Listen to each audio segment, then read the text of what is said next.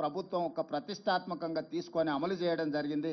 ఇందులో మంత్రివర్గ ఉపసంఘం group of ministers Uttam Kumar Reddy garu, Bhatti Vikramarka గారు, సీతక్క గారు, అదే విధంగా శ్రీధర్ బాబు గారు, పొన్నం ప్రభాకర్ గారు అందరూ కూడా ఇందులో అధికారులతోని చీఫ్ సెక్రటరీ నుంచి ఎన్యూమరేటర్ల వరకు దాదాపుగా 1,50,000 మంది భాగస్వాములు అయ్యి దాదాపుగా 90 రోజులు నిరంతరం పనిచేసి ఈ విజయవంతంగా ఈ నివేదికను తయారు చేయడం జరిగింది. ఆ తర్వాత అసెంబ్లీలో తీర్మానం చేసినాం.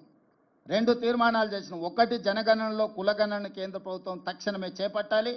అదేవిధంగా బీసీ రిజర్వేషన్లను 50% పరిధిలో నియంత్రించడం కాదు, ఈ 50% పరిధిని దాటి రిజర్వేషన్లు పెంచాలి. అందులో 42% బీసీలకు రిజర్వేషన్లు ఇవ్వాలి అని మేము శాసనసభలో తీర్మానం చేసి కేంద్ర ప్రభుత్వానికి పంపించినాం.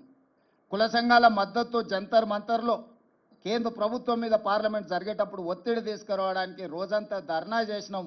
జాతీయ స్థాయిలో ఉన్న రాజకీయ పార్టీలు దాదాపుగా 16 పార్టీలకు సంబంధించిన ప్రతినిధులు ఆ నిరసన కార్యక్రమంలో పాల్గొని సంపూర్ణంగా మాకు మద్దతు ఇవ్వడం జరిగింది.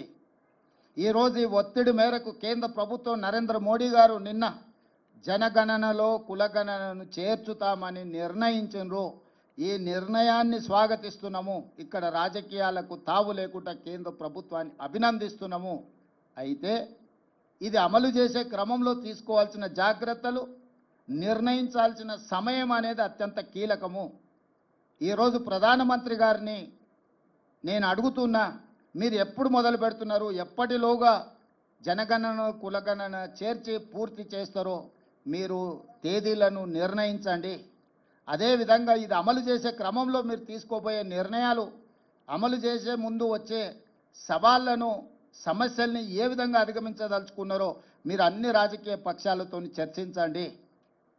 ఇది సీక్రెట్ డాక్యుమెంట్ కాదు, ఇది ఎనీ పొలిటికల్ పార్టీ రెస్పాన్సిబిలిటీ కాదు, ఇది గవర్నమెంట్ ఆఫ్ ఇండియా బాధ్యత.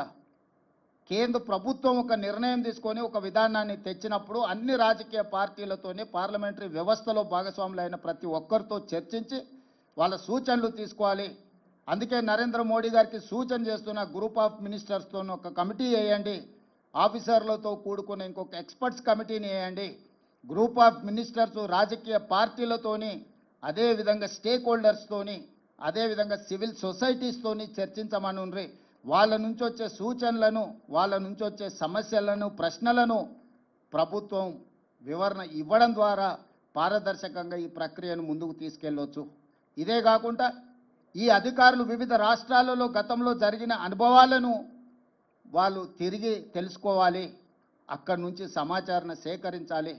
తద్వారా ఈ గొప్ప కార్యక్రమము ఎలాంటి వివాదాలకు తావు లేకుండా పూర్తి చేయడానికి అవకాశం ఉంటుంది.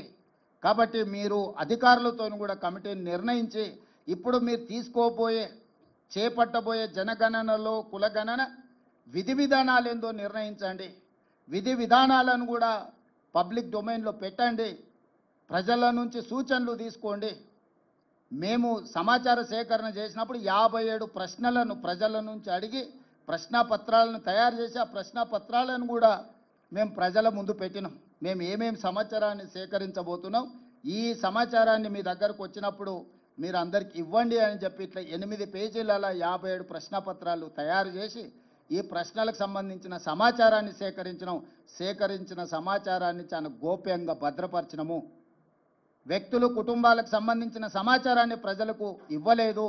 వాళ్ళ సామాజిక